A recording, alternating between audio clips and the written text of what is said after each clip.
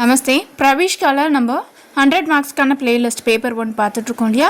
இன்றைக்கி first day பார்த்தோம். First day question answer, second day வந்து கவி பரீட்சை பார்த்தோம். இப்போ இன்றைக்கி தேர்ட் டே வந்து சாராங்ஸ் பார்க்கலாம். தேர்ட் டே சாராங்ஸ் வந்து ஃபஸ்ட்டு 4 லெசன் வந்து நம்ம படிச்சுக்கலாம். சரியா, 4 லெசனில் எனி ஒன் கண்டிப்பாக வந்துடும். ஸோ ஃபஸ்ட்டு 4 லெசன் பார்க்கணும். ஃபஸ்ட்டு இன்றைக்கி மைத்திலி சரண் குப்த் பார்க்கலாம். கவி பரீட்சை மைத்திலி சரண் குப்தோட யசோதரா கா விலாப் அந்த கவி பரீட்சை பார்க்கலாம். ஃபஸ்ட்டு பாருங்கள், மைத்திலி சரண் குப்த் ராஷ்டிர கவி के नाम से प्रस्तुत हैं. மைத்திலி சரண் குப்த் அவர்கள் வந்து ராஷ்ட்ரிய கவி, தேசிய கவி அப்படின்ற நேம் வந்து அவர் ஃபேமஸாக இருக்குது. பிரஸ்தித் ஹே அப்படின்னா ஃபேமஸாக இருக்கார்.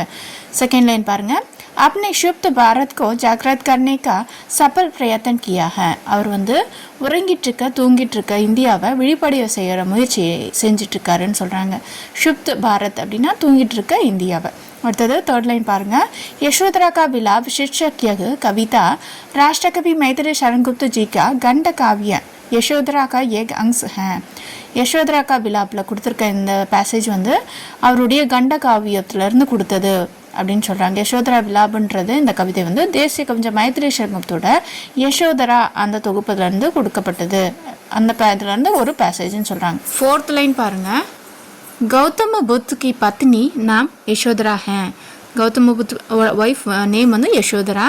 फिफ्थ लाइन, गौतम बुद्ध जीवन का अर्थ समझने के लिए घर परिवार राज्य आदि छोड़कर चले गई हैं. கௌதம புத்தர் வந்து தன்னுடைய வாழ்க்கையோட அர்த்தத்தை அறியறதுக்கு வீடு எல்லாத்தையும் விட்டுட்டு பரிவாரம் எல்லாத்தையும் விட்டுட்டு போயிட்டாருன்னு சொல்கிறாங்க. யசோதரா சகி சே கஹதி ஹே.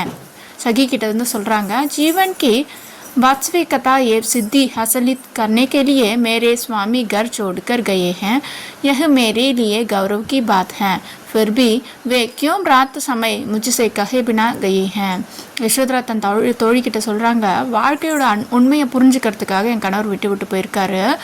இதுக்கு எனக்கு பெருமையான விஷயந்தான். இருந்தாலும் அவர் ஏன் என் இரவில் வந்து என்கிட்ட சொல்லாமல் போயிட்டாரு அப்படின்னு சொல்கிறாங்க. இது ஒரு ஃப்ரெண்டுக்கிட்ட சொல்லி புலம்புற மாதிரி ஒரு கவிதைன்றது, அதனால் அதை வந்து சொல்லியிருக்காங்க. இங்கிலீஷ்லேயும் கீழே இருக்குது பாருங்கள். அடுத்த செவன்த் லைனு, क्या उन्होंने सोचा कि मुझसे कहने पर मैं उन्हें जाने ना देती. அவர் நினச்சாரா என்னிடம் வந்து சொல்லியிருந்தா நான் வந்து விட மாட்டேன் அப்படின்னு நினச்சிருப்பாரோ அப்படின்னு சொல்லிட்டு அவங்க புலம்புறாங்க. கியா உன்ஹோம் சோச்சாக்கி அவர் திங்க் பண்ணாரா, முஜே கஹனே பர் என்கிட்ட சொன்னால் மே உன்ஹேம் ஜானா நான் தேத்தி அவர் அனுப்ப மாட்டேன்னு அவர் நினச்சிட்டாரா அப்படின்னு சொல்கிறாங்க. அடுத்த நான் கியா உன்ஹோம் முஜே அப்பனா பதுக்கா பாதா சமைச்சே என்ன அவர் என்ன அவருடைய பாதையின் தடைக்கல்ல இருப்பேன் அப்படின்னு நினச்சிட்டாரா, அவர் என்ன தன்னுடைய பாதைக்கு தடையாக இருப்பேன் அப்படின்னு என்ன நினச்சிட்டாரா, அதனால என்கிட்ட சொல்லாமல் போயிட்டாரா அப்படின்றாங்க. वैसे मेरे पति मुझे बहुत मानते थे, फिर भी मुझे उन्हों संपूर्ण रूप नहीं पहचाना. என் கணவர் என்னை மிகவும் மதித்தார், இருந்தாலும் அவர் என்னை முழுமையாக புரிஞ்சுக்கல. சம்பூர்ண அப்படின்னா முழுமையாக என்ன பண்ணலை, பஹச்சானா புரிந்து கொள்ளலை அப்படின்னு சொல்கிறாங்க. சரியா, அடுத்த லைனா, वे जिस बात को प्रमुख मानते थे उसके मैं भी मानती थी, फिर भी वे मुझसे कहे भी नहीं चले गई. அவருக்கு எது முக்கியமாக அவர் கருதினாரோ நானும் அதையே போல தான் கருதினேன். ஆனாலும் அவர் என்னிடம் வந்து சொல்லாமல் சென்று விட்டார் அப்படின்னு சொல்கிறாங்க. சொல்லாமல் போயிட்டாரு. வே ஜிஸ் பாத்துக்கோ முக்கிய மான்தே தே உசேக்கோ मैं भी मानती थी. அடுத்தது லைனு, ஏ சஹி அகர் வே முझसे कहकर जाते दो कितना अच्छा लगता. சஹி தோழியே, அவர் என்கிட்ட சொல்லிட்டு போயிருந்தா எவ்வளவு நல்லா இருந்திருக்கும், நன்றாக இருந்திருக்கும் அப்படின்னு சொல்கிறாங்க. நெக்ஸ்ட் லைன் பாருங்கள், யசோதரா ஆங்கே कहती हैं हम क्षत्रानिय हैं. மேலும் சொல்கிறாங்க, நான் சத்ரானிய பொண்ணு.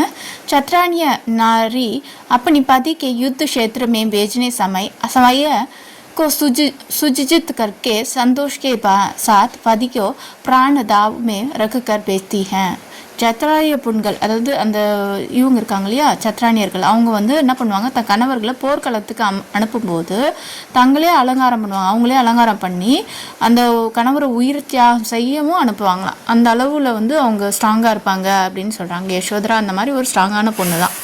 अगर वे मुझसे कहकर जाते तो मुझे कितना आनंद मिलता था, लेकिन हे सगी मुझसे कहे बिना चले गई. அவர் என்கிட்ட சொல்லிட்டு போயிருந்தா எவ்வளவு சந்தோஷமாக இருந்துக்கும், மகிழ்ச்சி அடைஞ்சிருப்பேன், ஆனால் அவர் என்கிட்ட சொல்லாமல் போயிட்டாரேன்னு சொல்கிறாங்க. அடுத்த லைனு अपने वाक्य के बारे में कहते हैं मेरे वाक्य में सब लिख नहीं मैं अभागिनी हूँ. என்னுடைய விதியில் அதை பற்றி சொல்கிறாங்க. விதியை பற்றி சொல்லும்போது என் விதியில் இதெல்லாம் எழுதலை, நான் ஒரு பாக்கியம் இல்லாதவன் சொல்கிறாங்க. अब मैं किस बात पर अपने को गौरवहिंद मानूं, मेरे पति मेरे ने साथ विवाह रचाकर मुझे पहले स्वीकार किया लेकिन अब मुझे छोड़कर चले गई. முதல்ல என்னை வந்து அவர் கணவர் வந்து கல்யாணம் பண்ணிட்டாரு, என்னை திருமணம் செஞ்சு எட்டுட்டாரு, இப்போ அவர் என்னை விட்டுட்டு சென்றுட்டாரு அப்படின்னு சொல்கிறாங்க. எதை வச்சு நம்ம பெருமைப்படணும், நான் வந்து எதை வச்சு நான் பெருமைப்படுறது, விட்டுட்டு போயிட்டான்னு பெருமைப்பட முடியுமா? मेरे पास अब उनका स्मरण मात्र बचा है, ये सही वे मुझसे एक बार कहकर जाते दो कितने अच्छा लगा. அவருடைய நினைவு மட்டும்தான் என்கிட்ட இருக்குது, ஸ்மரன்னா நினைவு, அது மட்டும்தான் என்கிட்ட இருக்குது, அவர் என்கிட்ட சொல்லிட்டு போயிருந்தா நல்லா இருந்திருக்கும் அப்படின்ற மாதிரி சொல்கிறாங்க. நெக்ஸ்ட் லைனு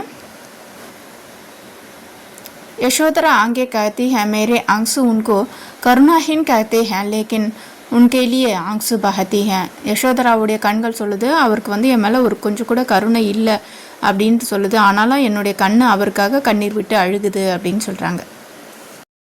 मेरे हृदय वेदना को सह नहीं पाता है और मेरे इस हालत को देखकर वह तरस खाता है. ये सही मेरे पति मुझसे एक बार कहकर जाते तो कितना अच्छा लगता है. என்னுடைய இதயம் வந்து இந்த வலி எப்படி சகிச்சுக்கும், என் நிலைமையை பார்த்து எனக்கு இறக்கமடையுது, நானே என்னை பார்த்து இறக்கப்பட்டுக்கிறேன். தோழியே என் கணவர் என்கிட்ட ஒரு முறை சொல்லிட்டு போயிருந்தேன் எவ்வளோ நல்லா இருந்திருக்கும் அப்படின்னு சொல்லிட்டு மறுபடியும் அதையே தான் சொல்கிறாங்க. அடுத்தது आखिर यशोधरा कहती है ठीक है वे जाकर सिद्धि प्राप्त करें. சரி அவர் போயிட்டு சித்தி அடைஞ்சிட்டு வரட்டும். हम लोग दुख उन्हें किसी प्रकार की दुख ना करें. நம்மளுடைய துக்கம் எங்களுடைய துக்கம் வந்து அவரை வந்து எந்த விதத்துலையும் என்ன பண்ணக்கூடாது, பாதிக்கப்படாதவர் இருக்கட்டும் அப்படின்னு சொல்கிறாங்க. இதை தவிர வேற என்ன சொல்ல முடியும், வேற என்ன கூற முடியும் அப்படின்னு சொல்கிறாங்க. அடுத்தது 19th லைன் பாருங்க.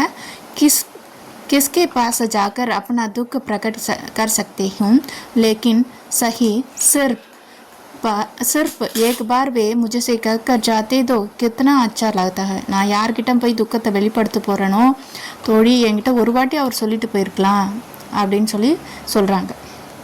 20th லைன் பாருங்க.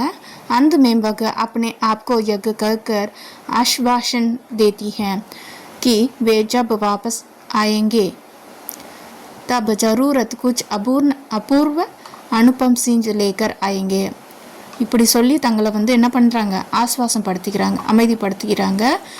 அவர் போயிட்டு வரட்டும் சரி அப்படின்னு ஏற்றுக்கிறாங்க. அவர் போயிட்டு வரட்டும், அவர் திரும்பி வரும்போது அனுப்பம் செஞ்சோம் லேக்கர் ஒரு ஒப்பற்ற ஒரு செல்வத்தை வந்து அவர் என்ன பண்ணுவார், கண்டிப்பாக எடுத்து திரும்பி வருவார் அப்படின்னு சொல்லி அவங்க சொல்கிறாங்க.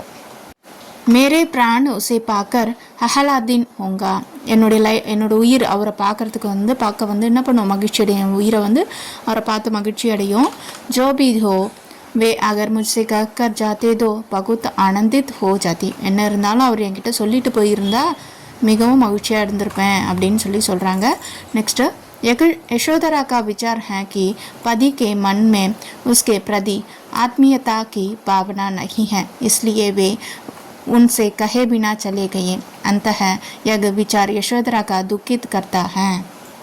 யசோதரா என்னுறாங்க என்னுடைய கணவர் மனதில் என்னை பற்றி எந்த ஒரு அன்பும் இணைப்பும் இல்லை, அதனால தான் அவர் என்கிட்ட சொல்லாமே போயிட்டாரு, அஃபெக்ஷனே இல்லை அவருக்கு, டீப்பாக என் மேலே அஃபெக்ஷனே இல்லை அப்படின்னு சொல்லி புலம்புறாங்க. லாஸ்ட் லைன் பாருங்கள். அந்தஹ எக்கு விசார் யசோதராக்கா துக்கித் கர்த்தஹ.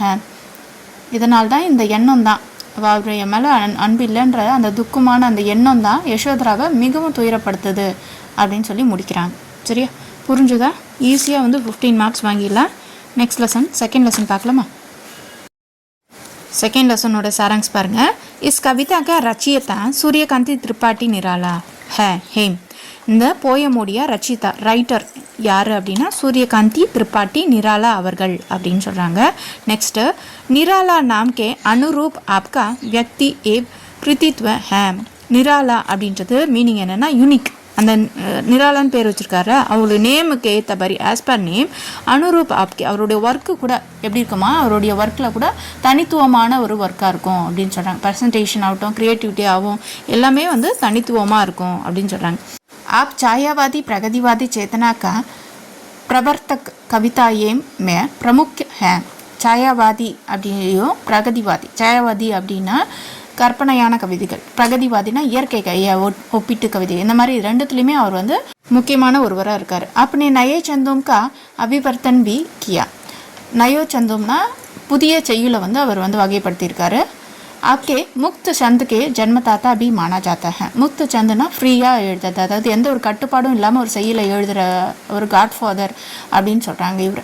அது முக்த சந்தோடைய காட்ஃபாதர் அப்படின்னு சொல்கிறாங்க. आपके मुक्त छंद के जन्मदाता भी माना जाते हैं. 6th பாயிண்ட் பாருங்கள். इस कविता में कवि सकारात्मक चेतना को जागृत करते हैं. இந்த கவிதையில் கவிஞர் வந்து சக்கராத்மக் அப்படின்னா பாசிட்டிவான திங்கிங்ஸை வந்து அவர் வந்து என்ன பண்ணுறாரு, எழுப்புறாரு, அவேக் பண்ணுறாரு, அவேர்னஸ் பண்ணுறாரு, பாசிட்டிவான திங்கிங்கோடு இருங்க அப்படின்னு சொல்கிறாரு. इन पंक्तियों को जब हम पढ़ते हैं तब हम भी சக்கராத்மக் பன் ஜாத்தி हैं. அவருடைய வரிகளை நம்ம படிக்கும்போது நம்ம கூட என்ன பண்ணுவோம், பாசிட்டிவான ஒரு எண்ணங்களோட நம்ம வந்து மாறிடுவோம் அப்படின்னு சொல்கிறாங்க. அடுத்தது 8th லைன் பாருங்கள். कवि कहते हैं मेरे अंदर अभी नहीं होना वाला है क्योंकि मैं तो अभी अभी आया हूँ. கவி சொல்கிறாரு, என்னுடைய முடிவு இப்போ கிடையாது, நான் இப்போ தான் வந்துட்டுருக்கேன். அபி ஆயம்னா என்னுடைய முடிவு இப்போ கிடையாது, நான் இப்போ தான் வந்து புதுசாக வந்திருக்கேன், இப்போ தான் வந்துட்டுருக்கேன், நான் ரொம்ப புதியவன் அப்படின்னு சொல்கிறாரு. 9th லைன் பாருங்கள். अर्थ है मेरे जीवन में कोमल वसंत का आगमन अभी अभी हुआ है. அதாவது என்னோட வாழ்க்கையில் ஒரு வசந்த காலம், ஸ்ப்ரிங் சீசன் வந்து இப்போ தான் வந்துட்டுருக்கு அப்படின்னு சொல்கிறாங்க. வசந்த காலம் வந்து இப்போ தான் வந்துட்டுருக்கு, அபி ஏன்னா இப்போ தான் வந்துட்டுருக்குன்னு சொல்கிறாங்க. வசந்த கே பாத் அந்நிய ரிதுவோம் கே ஆயங்கி தப் தக் மே ரகுங்கி. வசந்த காலத்துக்கு பிறகு நிறைய பருவங்கள் வரும் இல்லையா, கோடை காலம், குளிர்காலம், எல்லா காலம் அந்த மாதிரி வரும் இல்லையா, அதெல்லாமே நான் பார்க்கணும். வசந்த கே ஆனே சே ஹர் ஜாக்ரக ஹரியாலி ஜா கயி ஹே. வசந்த சீசன், அதாவது இது ஸ்ப்ரிங் சீசன்றதுனால எங்கே பார்த்தாலும் பசுமையாக பரவி இருக்குது, எங்கே பார்த்தாலும் பச்சை பசேல்னு இருக்குது அப்படின்னு சொல்கிறாங்க. ஹர் ஹரியாலி கே காரன் பேடோம் கே ஷாக்காவும் பர் காலியாம் ஆயி ஹே. ஹரியாலிக்கே காரன், ஒரு பச்சை பசேல் பசுமையின் காரணமாக தான் மரங்களில் கிளைகளில் முட்டுகள் உருவாகிருக்கு. அப்போ அதாவது வசந்த காலத்தில் தான் பூ பூக்குன்னு சொல்லுவாங்க இல்லையா, அந்த மாதிரி எல்லா இடத்துலையுமே பூ பூத்திருக்கு, மொட்டுகளாக வளர்ந்துருக்கு. ஸோ எனக்கு இந்த மாதிரி இப்போ தான் வந்து வசந்த காலம். வே ஹிலாக்கர் மதுர் கீத் காரஹி ஹே. அது வந்து அதனால் அவள் ஆடிக்கொண்டு இனிமையாக இசை பாடுதான்.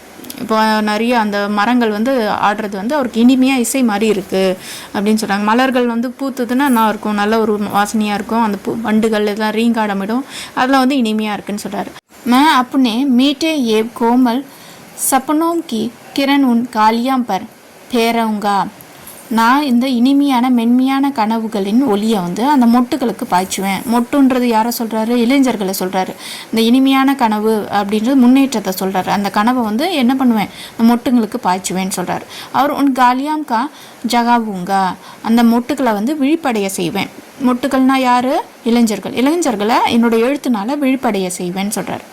पुष्प सब धीरे धीरे खिल रहे हैं क्योंकि उन्हें अब भी निंद्रित की लालस है. பூக்கள் வந்து இப்போ தான் வந்து கொஞ்சம் கொஞ்சமாக மலருது, ஆனால் அதுக்கு வந்து தூக்கத்துக்கான விருப்பம் இருக்குது, லாலஸ்னா ஆசை இருக்குது அப்படின்னு சொல்கிறாங்க. यहाँ कभी युवा पीड़ित के में रहने वाले आलसीपन को दूर करने की बात कर रहे हैं. உங்கள் कविஞர் வந்து இளைஞர்கள் வந்து சோம்பேறித்தனத்தை அகற்றணும் அப்படின்னு பேசுகிறாரு. யுவ பீடித்னா இளைஞர்கள், அந்த யங்ஸ்டர்ஸ். மேம் உன் பர் நவஜீவன் கா அமிர்த செஞ்சுதான், நான் அவங்களுக்கு புதிய வாழ்க்கை அப்படின்னு அமிர்தத்தை ஊற்றுவேன், புதிய வாழ்க்கைன்னா அமிர்தத்தை அவங்களுக்கு ஊற்றுவேன் அப்படின்னு சொல்கிறார். உன்ஹேம் ஜகாவுங்க, அவங்கள நான் என்ன பண்ணுவேன், விழிப்படைய செய்வேன், வேக்கப் பண்ணுவேன் அப்படின்னு சொல்கிறேன். உன்ஹேம் ஜகாவுங்க விழிப்படைவை செய்வேன் அப்படின்னு சொல்கிறாரு. நெக்ஸ்ட் 20th பாருங்கள். உன்கோ ஆனந்த் கா பிரவேஷ் துவாரா திக்காவுங்க, அவங்களுக்கு என்னுமே அழியாத நித்திய ஆனந்தத்தோட நுழைவாயில காட்டுவேன். இதுதான், இந்த வழியாக போனீங்கன்னா நீங்கள் நித்தியமும் எப்பயுமே வந்து ஒரு நல்ல ஒரு இது இடத்துக்கு போக முடியும், அடைய முடியுன்ற அந்த நித்திய வழியை என்னுடைய எழுத்து மூலிமா காட்டுவேன். யாருக்கு, இளைஞர்களுக்கு. அந்த ஏ சப் काम पूरा होने तक मेरे अंदर अभी नहीं होगा. இந்த எல்லா வேலையும் முடிகிற வரையும் என்னுடைய முடிவு இன்னும் வராது அப்படின்னு சொல்லிட்டாங்க. இன்னும் அவரோட முடிவு வரலை. ஏன்னா அவருடைய எழுத்துக்கள் மூலமாக நம்ம இன்னும் பேசிட்டு தான் இருக்கோம். அவரை பற்றி நம்ம வந்து படிச்சுட்டு தான் இருக்கோம். ஸோ அப்போ அவரோட முடிவு இன்னுமே இல்லை அவர் சொன்ன மாதிரி இல்லையா. அடுத்தது மேம் अब अपने जीवन के प्रथम चरण में हैं. நான் என்னுடைய வாழ்க்கையில் முதல் கட்டத்தில் இருக்கேன், ஃபஸ்ட்டு ஸ்டேஜில் தான் இருக்கிறேன். அபி மேரே மிருத்யு நஹிம் ஹோங்கா. என்னுடைய மரணம் இப்போ கிடையாது. இன்னும் மரணம் எப்போ, எல்லாரும் வந்து நல்ல ஒரு வாழ்க்கை வாழும்போது தான் என்னுடைய மரணம் இருக்கும். அப்போ தானே நான் வந்து விழிப்படை வைக்கணுன்ற அந்த எண்ணம் இல்லாமல் போகும். ஸோ அதனால் எல்லாருமே வந்து முன்னேற வரையுமே, அப்போ இந்த உலகம் இருக்கிற வரையுமே அவரோட அழிவுன்றது கிடையாது அப்படின்றத ஒரு மீனிங் வச்சு தான் இந்த போயமே இருக்குது. அடுத்த லைன் பாருங்கள். जीवन में अनेक सार्थक विषय हासिल करना है. நம்ம வாழ்க்கையில் பல சர்தக் அர்த்தமுள்ள விஷயங்களை நம்ம அடையணும், மீனிங்ஃபுல்லான ஒரு இது அச்சீவ்மெண்ட்டை நம்ம அடையணும். அங்கே மேரே சாரா ஜீவன் படாக. இன்னும் என்னுடைய முழு இளமை காலமும் இன்னும் இருக்குது. காலம் இருக்குது அப்படின்னா இளைஞர் வந்து நினச்சா என்ன வேணால் பண்ணுவான் இல்லையா. ஸோ அதை தான் இன்னும் என்னோட இளமை இன்னும் இருக்குது அப்படின்னு சொல்கிறார். மேரே மன் உற்சாகி பாலக் ஜெய்சே சூப் ரஹா ஹை. என்னோட மனசு உற்சாகமான ஒரு குழந்தைய போல் துள்ளிட்டுருக்கு. சூப் ரஹா ஹை அப்படின்னு சொல்கிறாரு. நெக்ஸ்ட்டு 27 பாருங்கள். உஸ்மே ஸ்மர்ண கிரண் கா பிரகாஷ் ஹை. அதில் வந்து ஒரு பொன்னொலி பிரகாசமாக உள்ளதான். ஸ்மர்ண கிரண் அப்படின்னா ஒரு ஒளி, அது சூரிய ஒளி சொல்லியா. கிரண்னா அந்த ஒளி கதிர் சொல்லணும் இல்லையா, அதுதான் அது படுது அப்படின்னு சொல்கிறாரு. வசந்த ருது கே சபி காரியகலாப் அபி விகாசித் ஹோங்கா. வசந்த காலத்தில் அனைத்து செயல்பாடுகளும் இன்னும் வளர்ச்சி அடையும். எல்லாமே வசந்த காலம் வந்துருச்சுனாவே பூக்கள் வளர்கிற மாதிரி வசந்த காலம் ஒரு மனுஷனுக்குள்ளே வந்துருச்சுன்னா அவனுடைய லைஃப்பும் வளரும் அப்படின்னு சொல்கிறாங்க. உன்னோட காட்டில் மழை அப்படின்னு சொல்லுவாங்கள்ல, அப்போ அது என்னது பழமொழி. உன்னோட காட்டில் மழைனா உன்னோட வாழ்க்கையில் நல்லதெல்லாம் நடக்குது அப்படின்னு அர்த்தம். ஸோ அதை தான் அந்த பழமொழி அப்படி சொல்லுவாங்க. உன்னோட காட்டில் மழைடா அப்படின்னு சொல்லுவாங்க. ஸோ அப்போ உனக்கு எல்லா விதமான நன்மையும் நடக்குதுன்னு அர்த்தம். அடுத்தது மேம் अपने विकासित के साथ साथ सबका विकास करूँगा. நான் வந்து முன்னேறதோட எல்லாரையுமே வளர்ச்சியை ஏற்படுத்துவேன், எல்லாத்துலேயுமே என்ன பண்ணுவேன், வளர்ச்சியை ஏற்படுத்துவேன். கவிக்கே மன்மே சம்பூர்ண உற்சாகம். கவிஞருடைய மனசில் முழு உற்சாகம் இருக்குது அப்படின்னு சொல்கிறாங்க. विभिन्न प्राकृतिक कलापों का आश्रय लेकर कवि निरुत्साही मानवों की प्रोत्साहित करने का सबल प्रयास करते हैं. கவிஞர் பல்வேறு இயற்கை நிகழ்வுகளை உதவியோடு ஆர்வமில்லாத மனிதர்களை கூட ஊக்குவிக்கிற மாதிரி வெற்றிகரமான ஒரு முயற்சியை செஞ்சுருக்காரு. படிக்கவே இன்ட்ரெஸ்ட் இல்லாதவங்கள கூட இயற்கையை கம்பேர் பண்ணி இந்த போயமை எழுதி படிக்க வச்சுருக்காருன்னு சொல்கிறாங்க. சரியா?